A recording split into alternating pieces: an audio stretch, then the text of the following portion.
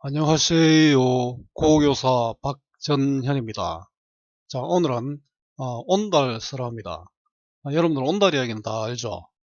이 사진이 바로 온달 산성인데요. 온달 산성을 소개하는 영상도 있고, 평강공주와 바보 온달 이야기 영상도 있습니다.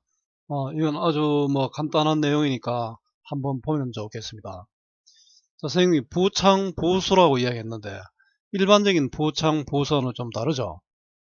그 아내가 노래를 하고 남편이 따른다는 그런 뜻으로 바꿔봤습니다. 그럼 뒤에 가서 설명을 하겠습니다. 자, 아내 덕분에 영웅이 된 온달. 남편 덕분에 버림받은 아버지에게 인정받은 공주. 자, 온달 장군과 평강공주 이야기입니다. 누구나 다 알고 있는 이야기죠. 가난한 남자가 능력 있고 지혜로운 여자를 만나서 출세하는 이야기입니다. 실존 인물인 온달이 영웅이 되는 과정과 아버지의 명을 거역하고 주체적인 삶을 선택한 평강공주의 이야기가 만나 문학적으로 형상화되었습니다. 자, 형상화라는 것은 무엇인가 나타내려고 하는 것을 우리가 감각적으로 느낄 수 있도록 해주는 거죠. 자, 이 온달의 이야기를 통해서 우리가 무엇을 배울 수 있을까요? 자, 바보 온달은 영웅 온달이 되죠. 혼자 된 게 아니다, 그죠? 누구의 도움이 있었습니까? 평강공주의 도움으로 영웅 온달이 되었습니다. 공주도 어떻습니까? 공주도 온달에 의해서 주체적인 삶의 태도를 보여줄 수 있었습니다, 그죠? 자, 공주도 온달이 장군이 되면서 주체적인 삶이 성공적이었다는 것을 보여줄 수 있었습니다. 사실 평강공주의 조건이었다면 자기 스스로 무엇인가를 이룰 수 있었을 텐데 온달을 통해서 그 뜻을 이루었으니 당시의 남녀 차이가 인정된다는 시대적 한계를 보여주고 있다고 할 수 있습니다. 자, 남편이 주장하고 아내가 따르는 것이 아니라 아내가 주장하고 남편이 따르고 있기에 부창부수가 아니라 부창부수는 남편이 노래하고 아내가 따른다는 뜻이죠. 부창부수입니다. 이거는 아내 부자가 앞에 있죠. 아내가 노래하고 남편이 따른다가 더 어울린다, 그죠? 자, 부부의 인연 참 소중하지요. 온달의 입신양명과 평강공주의 주체적 삶에 대해서 생각할 수 있는 설화, 온달 설화입니다. 자, 본문 읽는 거는 그만두고 바로 본문을 하도록 하겠습니다. 온달은 고구려 평광 때 사람이다. 자, 온달 인물 제시가 되어 있죠. 용모는 구부정하여 우스꽝스러웠지만 속마음은 환하게 빛났다. 대조네요. 인물의 외향과 성격이 드러나는데 대조적으로 제시하고 있다. 그죠? 외향은 못났지만 마음은 따뜻했다. 자, 집이 매우 가난함에 늘 음식을 구걸해다 어머니를 봉양했고 찢어진 적삼과 해진 신발로 시정 사이를 왕래하니 시정 사이는 거리입니다. 자, 심성이 착한 온달이고 또 효심이 드러나죠. 음식을 위해서 어머니를 봉양했으니까요. 온달이 굉장히 어려운 상황에 처해 있음이 드러납니다. 당시 사람들이 가리켜 바보 온달이라 했다. 당시 사람들의 평가가 있죠. 평가는 어떻게 했습니까? 바보 온달이다. 자, 온달에 대한 소개입니다. 여러분들 이제 이런 고전문학이나 문학 작품에서 이런 내용들이 답지로 나올 수 있습니다. 그죠? 자, 평광의 어린 딸이 울기를 잘하니 왕이 희롱해서 내가 늘 울어대어서 내 귀를 시끄럽게 하니 자라면 반드시 사대부의 아내가 되지 못하고 마땅히 바보 온달에게 시집 가리라 라고 했습니다. 자, 왕은 농담으로 한 말이지만 공주는 중요한 것으로 받아들였습니다. 자, 공주가 온달의 아내가 된 계기가 됩니다. 이게 공주가 온달의 아내가 된 계기가 되고 속담 이게 생각나네요. 말이 시가 된다. 자, 왕이 매번 그렇게 말하더니 딸의 나이 16세가 되자 상부의 고씨에게 시집 보내고자 하였다. 상부는 어떤 뭐 부족 이름이겠죠. 자, 평강왕이 바라고 중시하는 것은 바로 이거죠. 네 상부의 고씨에게 시집 가라. 자, 왕이 결혼의 정년기라고 생각한 나이가 아마 16세겠죠. 자, 그러니까 공주가 뭐라고 합니까? 대왕께서 말씀하시기를 너는 반드시 바보 온달의 아내가 될 것이다 라고 하시더니 이제 무슨 까닭으로 전의 말씀을 바꾸십니까? 자, 왕의 잘못을 지적하고 있죠. 공주의 당찬 성격이 드러나네요. 필부는 보통 사람이죠. 시건하지 않으려 하거늘. 보통 사람, 보잘것없는 사례도 시건은 말을 먹는 거잖아요. 뱉은 말을 입속에 넣는다니까 결국 이거 뭡니까? 시건은 약속을 지키지 않는다. 말을 바꾼다는 뜻이죠. 말을 바꾸지 않으려 하는데 하물며 지극히 존경하는 왕께서야 더 말할 나위가 있겠습니까? 더 말을 할 바가 없다. 더 말할 필요가 없다. 서리법이네요. 자, 그러므로 임금에게는 농담이 없다. 자, 임금에게는 농담이 없다고 했습니다. 이걸 근거로 지금 임금을 아버지를 반박하는 거죠. 이제 대왕의 명령은 잘못이므로 저는 감히 받들어 따르지 못하겠나이다. 그 농담은 농담 희언인데요. 굉장히 당찬 성격이 드러납니다. 그러므로 임금에게는 농담이 없다고 했습니다. 이제 대왕의 명령은 잘못이므로 저는 감히 받들어 따르지 못하겠나이다. 자, 농담 희언이고요. 뒤에 줄 때문에 다시 또 반복했습니다. 이제 대왕의 명령은 잘못이므로 저는 감히 받들어 따르지 못하겠나이다. 자, 부왕의 명을 구체적인 근거를 들어 비판하고 자신의 생각을 밝히고 있죠. 강직하고 당차고 주체적인 모습을 보여줍니다. 이 부분은 분야의 갈등이 나타나 있죠. 자, 부왕의 명을 거역하는 평강공주입니다. 자, 왕이 노하에 말했다. 내가 내 가르침을 따르지 않으니 진정 내 딸이 될 수 없도다. 어찌 함께 살겠느냐? 마땅히 내가 갈 대로 가거라. 자, 왕은 어떻습니까? 니는 내가 딸이니까 내 시킨 대로 해라. 부녀의 도리를 강조하고 있죠. 공주가 보석 팔찌 수십 매를 팔꿈치 뒤에 메고 큰걸로 홀로 길을 걸었다. 보석 팔찌가 이게 나중에 중요한 수단이 됩니다. 속된 말로 하면 살림미천이죠. 생활의 수단이 되고 이거를 통해서 볼 때 그냥 나온 게 아니고 이런 걸 준비해서 나온 걸 보니까 공주는 또 준비성도 굉장히 있는 여자다. 그죠? 길에서 한 사람을 만나 온달의 집을 물어보았다. 자, 한 사람은 공주에게 정보를 제공하는 역할을 하죠. 자, 이윽고 그 집에 갔습니다. 그죠? 눈먼 늙은 어머니를 보고 가까이다가 인사하고 아들이 있는가를 여쭈었죠. 늙은 어머니가 대답했습니다. 눈먼 늙은 어머니가 바로 온달의 어머니죠. 내 아이는 가난하고 비루하여 귀한 분이 가까이 할 수 있는 사람이 아니다. 여기서 내 아이는 온달일 거고 귀한 분은 공주겠죠. 비루하여는 너절하고 더러웠어. 자, 이걸 봐서 뜻이면 사리가 분명한 놈의 성품이죠. 자신의 분수를 잘 알고 있다. 그죠? 지금 당신의 냄새를 맡아보니 향내가 특이하고 그대의 손을 만져보니 매끄럽기가 솜과 같으니 필히 천하의 귀인일 것이다. 자, 외적 특성은 향내와 매끄러운 손을 보고 대상의 신분을 판단했죠. 후각적이고 또 촉각적 심성이 나타나 있습니다. 판단의 근거는 향내와 피부다. 그죠? 손이었죠. 누구의 속임수에 빠져 이곳까지 왔습니까? 자, 어머니는 평강공주를 바로 받아들이지 못하고 있죠.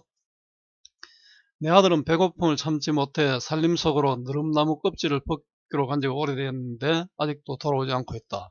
자, 느릅나무 껍질. 자, 이 부분은 뭐가 되냐면 뒤에서 공주가 온다를 알아볼 수 있는 근거가 됩니다. 자, 바로 느릅나무 껍질을 그렇습니다. 자, 온달이 산으로 간 이유는 배가 고파서 느릅나무 껍질을 구하러 왔지요. 자, 공주가 집을 나왔어. 이건 온달의 집입니다. 산 아래로 이루어졌을 때 온달이 느릅나무 껍질을 메고 오는 것을 보았다. 바로 온달인 줄 알았겠죠. 공주가 그에게 자기 생각을 말하였다. 자, 온달은 발끈해 막이라. 자기 생각은 어떤 생각일까요? 자, 이런 부분이 이제 또 수문 문제로 나올 수 있겠죠.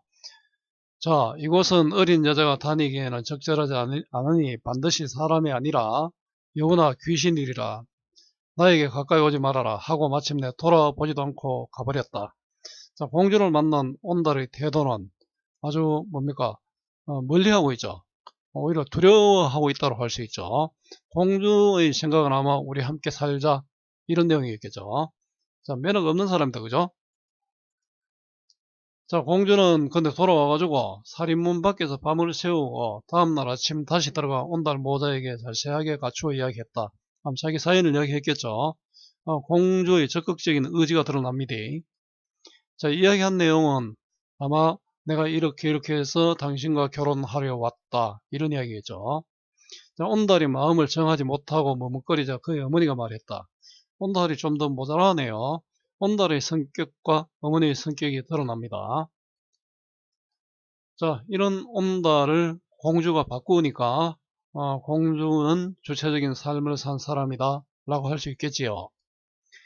우리 아이는 지극히 비루하고 그래서 교인의 배필이 되게 부족하다. 우리 집은 가난하니까 당신이 살기가 어렵다. 자, 노모가 거절하는 이유는 온달이 모자라고 또 가난하기 때문이죠. 자, 노모는 처지를 알고 남을 배려할 줄 아는 그런 성품을 갖고 있습니다. 자, 공주가 대답했습니다. 네 사람의 말에 한 말의 곡식이라도 방아 찧을 수 있고 한 척의 배라도 바느질 할 수 있다. 한 말의 곡식과 한 척의 배는 어떻습니까? 충분하다는 게 아니고 부족하다는 거죠. 부족한 것이라도 활용할 수 있다 이런 뜻입니다. 이 의미를 좀 파악해 두기 바랍니다. 자, 진실로 마음을 같이 한다면 어찌 반드시 부귀한 다음이라야 함께 할 수 있는 것이겠습니까? 마음만 맞으면 할 수 있다. 공주가 중요하게 생각하는 것은 바로 마음이지요. 자, 가난해도 마음이 맞으면 살 수 있다. 물질보다 정신적 가치를 중시하고 있고요. 평강공주의 적극적이고 주체적인 성품이 드러납니다. 이윽고 금발찌를 팔아 밭과 집과 노비와 소와 말과 그릇을 사서 살림에 필요한 것들을 다 갖추었다. 대단하죠. 자, 재능이 있었으나 가난 때문에 기회를 얻을 수 없었던 온달이 능력을 발휘할 수 있는 계기가 공주의 금팔찌와 관련이 있네요. 자, 공주의 치밀함이 드러나지요. 자, 처음 말을 살 때 공주가 온달에게 일러 말하기를 삼가 시장 사람의 말을 사지 마시고 모름지기 궁마 가운데 병들과 파리에서 쫓겨난 말을 골라 사라.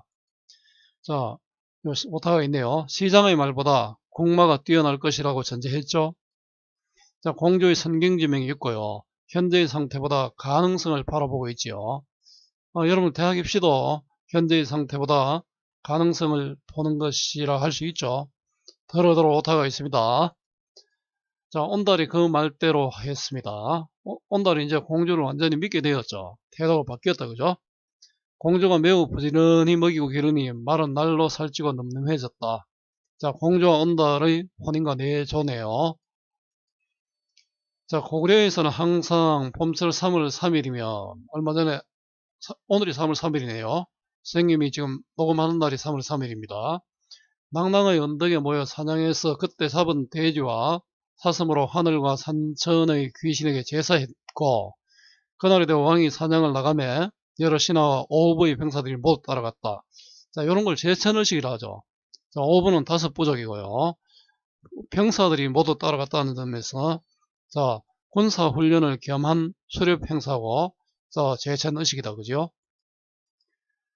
이 온달도 그동안 길은 말을 타고 행차를 따라갔는데 그의 말 달리는 것이 뛰어났고 잡은 짐승도 다른 사람보다 뛰어났다. 자, 말 달리는 것과 잡은 짐승이 많은 것은 온달의 비본성이 드러나는 거죠. 결국은 이거는 공주의 내조의 결과지요. 왕이 불러오게 하여 성명을 묻더니 놀랍고도 기이한 일로 여겼다. 왜냐하면 알고 있잖아요. 울던 공주에게 온달에게 시집 보낸다고 이야기했지요. 그 온달이 바보라고 알고 있었는데 이렇게 확 바뀌었으니까 놀랄 수밖에 없죠. 그점 후조의 무제가 군사를 내 요동에 쳐들어오자 왕이 군대를 거느리고 배산의 들에서 막아 싸웠고요. 온달이 선봉이 되어 날래게 싸워 수십여 명의 목을 베니 여러 부대가 성세를 타고 맹렬히 싸워 크게 이겼다. 온달의 뛰어난 능력으로 왕에게 인정받는 계기가 됩니다. 자, 공로를 논할 때 당연히 온달이 제일이 되었겠죠. 이에 왕이 가상에 여겨 찬탄하면서 이야말로 내 사위로다 하고 예를 갖춰 맞이했고, 니 진짜 내 사위다. 온달을 사위로 인정했지요. 자, 이런 당연히 평강공주도 인정을 받겠죠. 자, 공주는 주체의식을 가지지만 자신이 직접 나서지 않고 온달을 통해 이루는 것은 아마 당시 시대적 한계라 할 수 있죠. 자, 자기를 내려 대형은 뱃을 이름입니다. 대형으로 삼았고 이로 인해 총애와 명예가 더욱 높아지고 위세와 권위가 날로 융성해졌습니다. 자, 온달의 뛰어난 능력과 입신양명입니다. 자, 양강이 즉위하자 온달이 아뢰기를 신라가 우리의 한수는 한강입니다. 한강 이북의 땅을 빼앗아 가서 군현으로 삼으니 백성들이 통분하고 한스럽게 여겼다. 한 번도 부모의 날을 잊은 적이 없사옵니다. 자, 신라와 백제의 갈등의 상황이 나타나죠. 한수는 한강물이라 했고요. 자, 백성들이 통분하고 한스러운 이유는 자기들 땅을 신라에 빼앗겼기 때문이죠. 자, 실제 충북 단양에 온달 산성이 있고 온달 유적지도 있습니다. 동굴도 있고 그렇답니다. 선생님은 등산을 잘 못해서 온달 산성을 가보고 싶은데 아직 못 가봤습니다. 원하오니 대왕께서는 저를 어리석고 어질지 못하다 하지 마시고 어리석고 어질다 불초하다 하지 마시고 군사를 내어주시면 한번 쳐들어가 반드시 우리 땅을 되돌려 놓게 하소서. 라고 하니 왕이 허락하였다. 출정에 임해 맹시하기를 계림현과 중령 이서지역을 계림현과 중령은 아마 지명이죠. 우리에게 되돌려 놓지 못한다면 돌아오지 않으리라. 자, 계림현은 문경 세제 동북쪽 고개고요. 중령은 풍기에서 단양으로 넘어가는 고개인데 요즘 터널이 잘 뚫려 있지만 이 고개를 넘어가는 것도 상당히 멋이 있습니다. 자, 나중에 이렇게 약속을 했잖아요. 이렇게 약속을 했는데 약속을 지키지 못했기 때문에 죽은 온달의 관이 움직이지 않았는 걸로 나옵니다. 자, 마침내 떠나가 아단성 아래에서 신라군과 싸워서나 날아온 화살에 맞아 넘어져 죽고 말았다. 아단성은 서울 동쪽의 아차산성이라 합니다. 장사를 치르고자 해도 관이 여간에서 움직이지 않았다. 자, 이 부분은 죽어서 또 떠나올 때 약속을 지키려는 것으로 온달의 신의를 드러냅니다. 우리에게 되돌려 오지 못한다면 돌아오지 않을 거라는 약속을 했죠. 그것을 지키는 거죠. 자, 이런 부분은 아마 비현실적이죠. 그래서 전기적 요소가 있다고 할 수 있습니다. 공주가 와서 관을 어루만지면서 죽고 사는 것이 정해져 있으니 돌아가입시다 하니까 관이 움직이고 하관을 했다는 뜻입니다. 하관은 무덤에 내리는 겁니다. 우리 방옥을의 시 하관도 있습니다. 자, 온달의 애국심과 공주에 대한 사랑이 나타나 있고요. 자, 역시 비현실적인 요소가 있는데요. 이런 것을 전기성이라 합니다. 자, 삶과 죽음에 대한 고려인의 인식이 드러나죠. 고구려인이죠. 고구려인의 인식이 드러납니다. 인명재천이죠. 아이고 우리 신랑 죽었네 하고 울고 부는 것이 아니라 이렇게 어루만지면서 위로하지 않습니까? 자, 대왕이 듣고 비통해 하였다. 자, 온달의 죽음과 후일담입니다. 자, 설하고요. 저는 전기 형식이라는 그런 뜻입니다. 성격은 역사적이고 또 사실적이고 영웅적이죠. 주제는 온달의 입신양명과 평강공주의 주체적 삶의 태도입니다. 여러분들도 이러한 좋은 좋은 이성 친구들을 만나기 바랍니다. 자, 특징입니다.